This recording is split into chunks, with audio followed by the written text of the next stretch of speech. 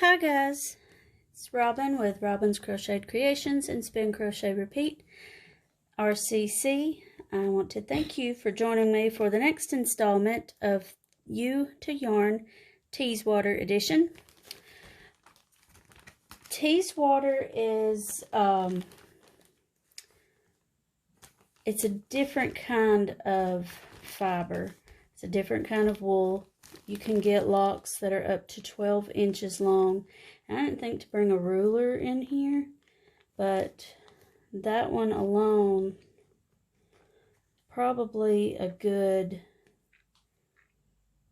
5 to 6 inches, just right there. So, oddly enough, these type of sheep are primarily raised for meat purposes rather than wool purposes. I'm really glad to have been able to get a hold of some of the wool. I've already combed a little bit of it. You can see it there. And today I actually have a helper. And he's going to be, it's my son Jacob. And spoiler alert, there will be a Jacob fleece series where we go from you to yarn with a Jacob fleece. So, funny. Yeah, funny. So what he's going to be helping me do is to flick these locks open. I have washed this. That's what I did in the last video. And they have, they've come out very, very clean. Let me turn this, that's all right. We can get it later.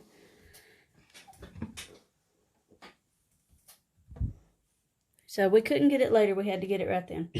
All right. So the ends of these locks still need to be flicked open to make combing easier. This is what's called the butt end. It's what was attached to the body of the sheep.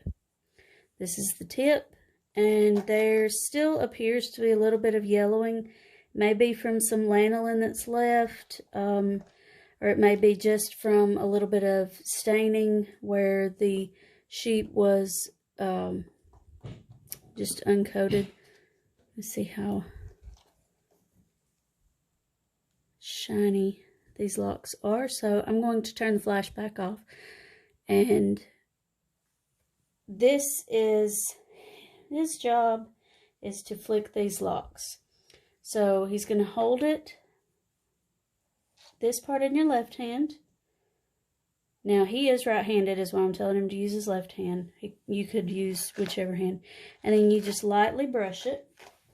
These are pet brushes that came from the Dollar Tree. They were $1. And all he's doing is he's going to flick those locks open, just like that. All right, now move up just a little bit on it, right up here. Now, these are prickly. They're not horribly sharp, but you do want to be careful with them. And they do look like staples, but they're not staples. Right. All right, so now what I'm going to do with this, I'm going to take some of, I'm going to put this on my handmade comb, and I'm going to kind of fasten it on there like that. My husband built me these combs. I plan on doing a separate video on how he made these. I think I talked about them a little bit more in the You to Yarn Shetland series. But we're going to flick some more locks and add them to this, and then we will comb. So here's your flicker brush. And here you go. Comb that out. Flick. If it grabs a hold and takes it with it, it's not a big deal. You just pull it right back off and go again. Just as if you were brushing your own hair, if you had longer hair, you want to start at the very tips and then work your way up. Just makes it easier, get some of the tangles out of the way at the bottom, and then works its way up. Okay, I'm going to put this on the brush. I'm keeping this for myself. Oh, you are? Are you going to make you a teeny tiny hat out of it? You know I don't know how to make a hat out of that. You could just stick it on top of your head and wear it as a hat. Alright, here you go. I'm going to give you this. And you work on... Nope. You hold that end. Oh. And you flick that while I put this on the comb. With what we've already done. Just going to fasten it down on there. Super simple like that. You're doing a great job, bud. Thanks. For a true worsted yarn, you want to try to keep the locks in line. I'm not too concerned with that. I'm not experienced enough to really worry with a ton of the particulars. I'm learning as I go, and so for now I'm happy with just getting it combed and processable. Awesome job. I'm going to put that down on the comb.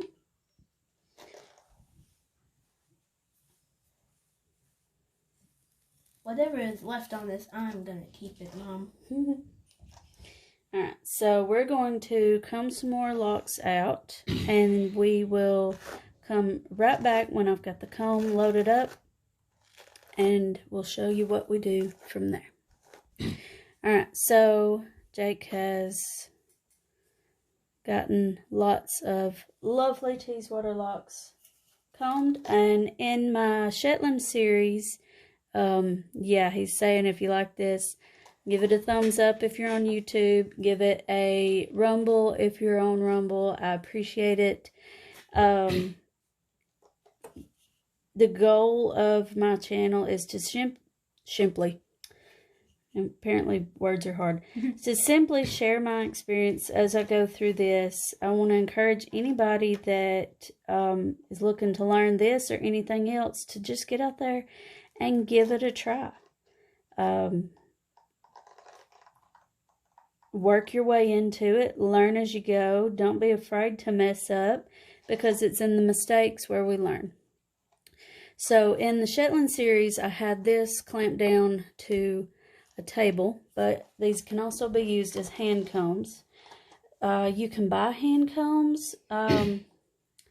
They, depending on what brand you get, what style, they can get kind of expensive. There's a lot of craftsmanship that goes into those, and so I do not begrudge them what they charge. Their experience, their expertise in designing is worth it for many, many people. But just starting out, I didn't want to make that kind of an investment, not knowing if this is something that I would want to continue to do for a long time. So, kind of put this idea together in my head, and my husband was wonderful enough to attempt to make that idea work, and I think he did a great job. So what we want to do is, just as if we had commercial hand combs, we want to have one facing up and the other one facing down. We're going to just insert and pull.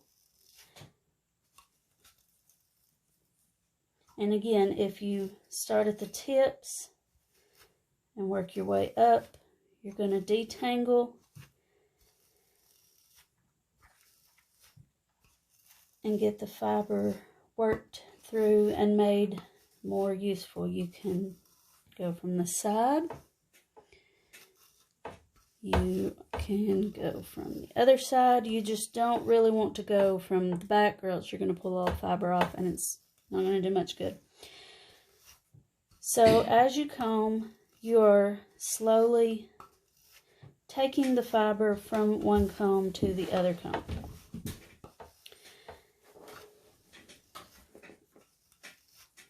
And this can be a major arm workout. So we are definitely, I've got this whole bag over here. We are definitely not going to do this all in one video. I'm going to get enough done that in the next video we'll be spinning it and seeing what that yarn looks like. I bet I know where we're going. Where's that? The living room with your spinning wheel. Probably so. Have to stay tuned and check out the next video. Alright, so as we get the fiber moved over. Sometimes it will, especially after it's just been washed, it gets a little difficult to move, so I move it from one set of tines to the next. And sometimes I may even just split it in half, take some of it off and comb through a little bit at a time, rather than just absolutely wearing myself out. So again, I'm going to move that up a little bit. It's not that much left, but with these longer locks, one thing that I like is there's, if you get good fiber, there's not going to be as many second cuts, which is little short pieces, so there's not going to be as much waste. And again, once you have it all on the other comb, you're going to switch. You're going to keep combing and going over and over and over it. Again, you can go from the side, go from the top, the other side, and just keep working it through. Having an extra pair of hands to help, especially to flick the locks open and get that little bit of extra work in, is a major help. Major help. So every little bit of help is appreciated around here. So I'm going to take this off of here, because it is a little bit difficult to work through too much at one time. And this stuff fluffs up. That's hard to say. Yeah. Big time. Because, I mean, you could see he had just a little bit in his hand and one little lock. And as soon as he started flicking it with that pet brush, it got a lot bigger. Now, of course, I want to throw out a disclaimer. Anytime you're using either commercial combs or homemade combs, you are likely working with something sharp. These aren't super sharp like commercial comb tines would be, because these are common nails. But if you're using any kind of force, as you might if you have locks that are stuck together or slightly felted, cotted, matted together a little bit, you go pulling through that with any force, and you have someone sitting close to you like he's sitting next to me right there, and you just pop out all of a sudden. And don't worry, I didn't get anywhere close to him because he's a good 6 inches further away. Mm-hmm. It could harm somebody, so you want to be very careful. Just don't be dumb with stuff, and it's a lot easier to get through life if you're not dumb with stuff. So use your head, use your common sense, and if you don't have any common sense, borrow some, promise to pay them back, and use somebody else's common sense. So I'm going to kind of work that back and forth. Got a little strand right there. And I'm just going to set this to the side over here. And y'all probably can't see that, but as I get it a larger pile, I'll show you in just a second. We're not going to cut it, buddy. Oh, but I'm going to cut mine. Okay, you can cut yours. I'm going to, I could pull this out into one continuous piece.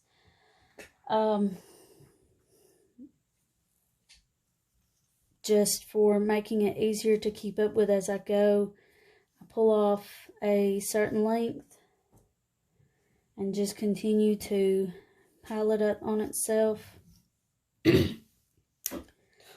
And did you scare yourself? Yeah. Wow. And then I kind of roll it all together. So that was not even half of what we started with. I'm going to turn the flash back on now so you can see the luster that is in this fiber. Yeah, luster is the shiny quality of it.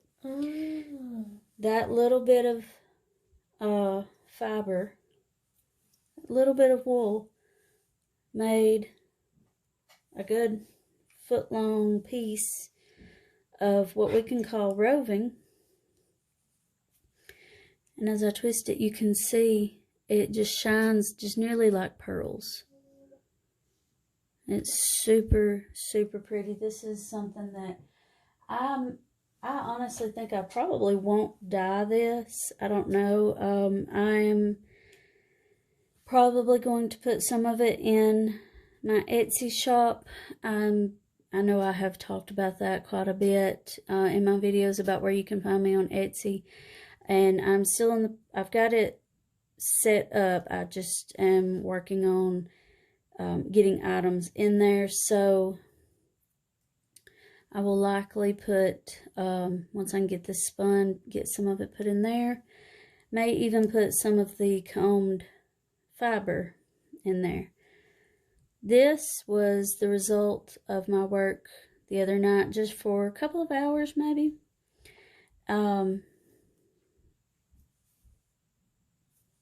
Quite a bit of fiber from what seemed like not very many locks, and I just love how it's just so shiny. It really does look like pearls. So there you have it. We have now made roving from Teeswater locks. We would draft this out just like any other. Oh yeah, I can't. And just a little bit of a teaser preview. If we were to spin it into yarn, it would look something similar. It's not focusing. Something similar to that. So there we go. I hope you will tune in next time for the next episode of You to Yarn Teeswater edition, where we will be spinning this up. So far we have washed the locks to get them to this state, and now we have combed them to get them here. So thank you if you are a subscriber, and if you are not, come join the fun. We'd love to have you. See you guys later. Bye-bye.